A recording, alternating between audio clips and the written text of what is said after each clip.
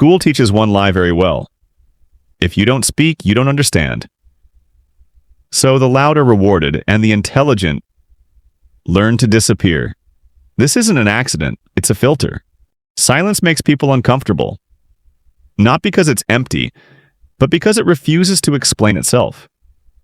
In a classroom built on noise, the silent student becomes an anomaly, and systems hate anomalies.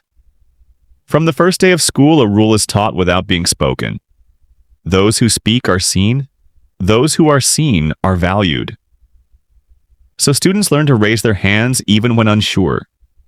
They learn to talk even when they have nothing to say. They learn that confidence matters more than correctness. And the silent student learns something else. They learn that intelligence is not what's being tested. Watch carefully. When a teacher asks a question, the loud students respond immediately. Fast answers, simple answers, comfortable answers.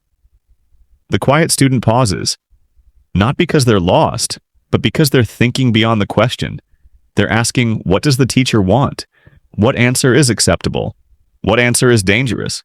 That delay is interpreted as weakness. It isn't. It's awareness. The classroom doesn't reward awareness. It rewards performance. Participation grades, group discussions, random calling, all designed to measure visibility, not understanding. So the loud students rise, and the silent student sinks, unnoticed. Not because they lack depth, but because depth is invisible. Silence has many origins. For some, it's culture. Speaking without permission is disrespect. Standing out disrupts harmony. For others, it's trauma. One laugh, one insult.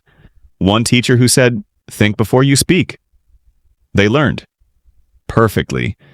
And then there are the observers, the silent strategists. They don't rush to speak because they don't need to. They gather information. Who leads, who follows, who pretends, who is rewarded for nonsense. They see the hierarchy before others realize it exists. And once you see the structure, you stop playing blindly.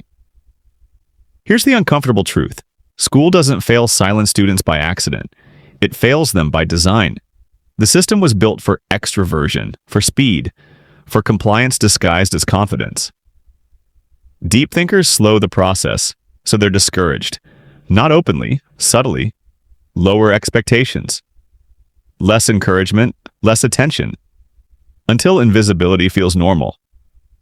Something dangerous forms in that silence. Resentment, not loud anger. Quiet understanding. The realization that fairness is a myth. That intelligence doesn't guarantee reward. That louder, weaker ideas often win. So the silent student stops trying to be seen. They start trying to be prepared. Silence becomes armor. They stop volunteering. They stop explaining. They stop correcting others. They watch, they wait. Because speaking too early reveals too much.